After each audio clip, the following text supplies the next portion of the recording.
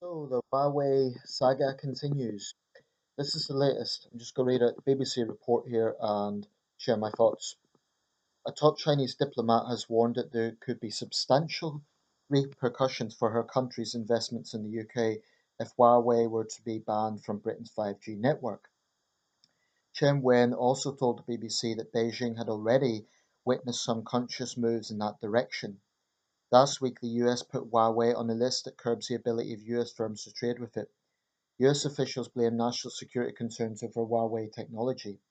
The UK is still reviewing its 5G telecoms policy and may allow Huawei to supply non-core 5G components such as the antenna masts. Huawei is considered a world-leading provider of next-generation 5G technology, which will provide super-fast mobile internet connections. Speaking to the BBC's World at One programme, Ms. Chen, who is the Chinese chargé d'affaires in London, said the UK economy would be damaged by the message any ban on Huawei sent out to international and Chinese companies. The message is not going to be very positive, she said. Is UK still open? Is UK still extending a welcoming arm to other Chinese investors?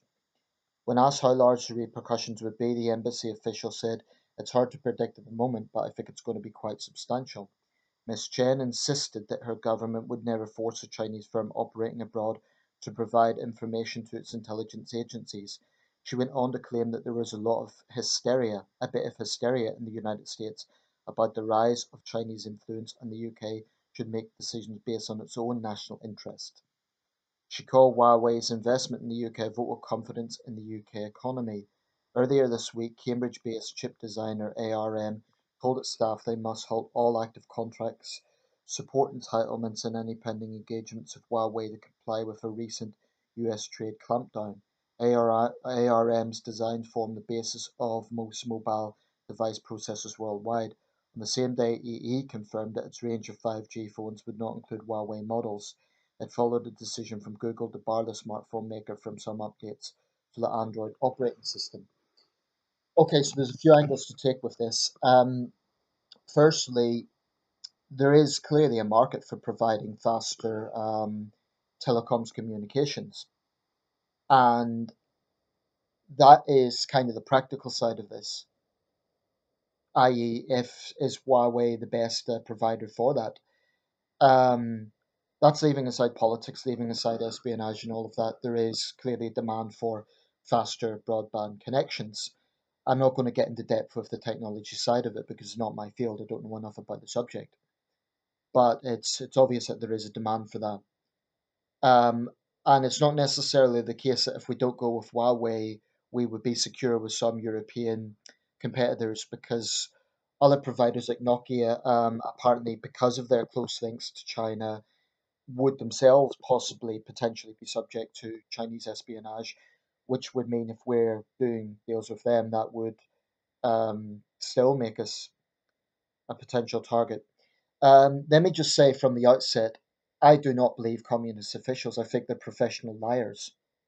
So when Chen Wen says that when she insisted her government would never force a Chinese firm operating abroad to provide information to its intelligence services, I think she's lying through her teeth.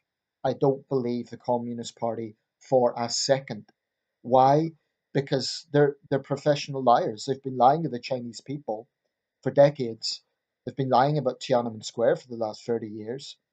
So why the hell should we believe that? In fact, in the Chinese constitution, Chinese companies are obliged to provide information if it is deemed to be in the Chinese national interest. So, of course, that's going to take precedent over telling foreigners the truth or not. Communists are liars. Lies is integral to communist ideology. It's just the history shows it. Um, but I also think there's another factor here. If her intention is to persuade the British to take up Huawei, these sort of threats are not the way to do it. That sort of bullying behavior, like basically take us or there'll be repercussions, that's bullying behavior. Why should we tolerate that? If she's saying the Americans are being hysterical about it, they may be hysterical on certain issues, but not on this, because it's a simple fact that China is a major world power. It sees the United States as a rival, and it has been going out of its way to undermine Western democracies for years now. So for a country that's very, quick to talk about, pesky foreign journalists should not interfere in our internal affairs, they've no problem stoking up the Chinese diaspora. They have no problem, for example, getting Chinese newspapers in Chinatowns to post pro-communist material. So is the answer just block off all Chinese influence? Of course not. We can't do that, even if it's not the way the world economy works. The world economy is so interlinked that no country could completely cut off ties to another major power. So that isn't going to happen, and I don't think it should. But we do need to make it clear to Beijing that we're not going to be pushed around. And I consider her rhetoric basically a threat. And if May wants to give any sort of sense that she is a prime minister who has some control in her last weeks, she needs to take a strong stance on this, stand up to the Chinese. She was strong on Russia, I give her credit for that, but she's only got a few weeks left now. It could be 2 weeks, it could be 2 months, but clearly May is on her way out. So this would be a good way. It won't make her one of the all-time great prime ministers. That isn't going to happen. But at least it would show that she has been assertive with the world's second biggest economy. She's not been afraid to stand up to China. And I think that would warrant respect. And I think it's long overdue. Many members of the cabinet, I was wrong about Jeremy Hunt because I said that he hasn't spoken out. Not true. Apparently, he has voiced concerns about Huawei. But it isn't just the Americans. New Zealand, Australia, and Canada have all voiced concerns about this. GCHQ has voiced concerns about this. So this isn't just some sort of paranoia on the part of American hawks. This is something that the Five Eyes partnership of countries is unanimously concerned about, as are our European neighbours. So, if she's telling the truth, and I don't believe her for a second, but even if she is telling the truth, this is not the way to go about it. You don't threaten people when you want them to get on board. So I think we should block Huawei just to snub them, just to say, no, you can't push us around. And if that means repercussions regarding other Chinese firms, so be it. But we need to block them and we need to point out why we're doing so, not just because of the question marks over security, but because of the fact that Chinese companies are integrally linked to the Chinese Communist Party. It's irrefutable. Does she really think, well, maybe we are stupid? Maybe we were stupid to sort of get to a halfway point. We should have, put a barrier up from the start. There was simply too many question marks around this.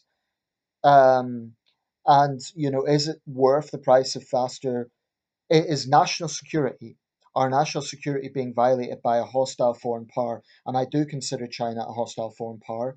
I think the Anglo Sino thing is a big facade. I don't trust Beijing for a second. Um, I think we need to stand up to them.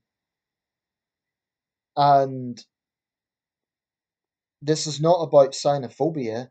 I have nothing against Chinese tourists, clean Chinese business people, or Chinese students coming to this country, provided they respect this country, provided they're not going to parrot Communist Party lines. You know, most Chinese people are just normal people and minding their own business. So this has got nothing to do with xenophobia. It's about looking at the track record of the Communist Party, and they simply cannot be trusted. They are professional liars. Now, of course, at government level, they can't say that, but why should we believe them? When they've been lying about Tiananmen Square for 30 years, why should we believe them on this? They're lying to the Chinese people, for goodness sake, their own people. So, no, Miss Chen, we're not going to be pushed around. At least I hope we're not. I hope our Prime Minister shows some resolve on this. Because if we cave in due to Chinese pressure, that's a disgrace. We have already given way too much ground to Beijing. We allow CGTN to operate its propaganda from London. We give way too much ground to the Chinese, in my opinion. Of course, there'll be repercussions. I get that. So British companies will find it difficult to trade in China, etc. But that's the situation we're in. You have to play hardball with bullies. I don't believe that the way to respond to bullies is to kowtow to them. And I believe the Russian and Chinese governments are bullies on the world stage. I believe they throw their weight around, and I don't trust either one for a second.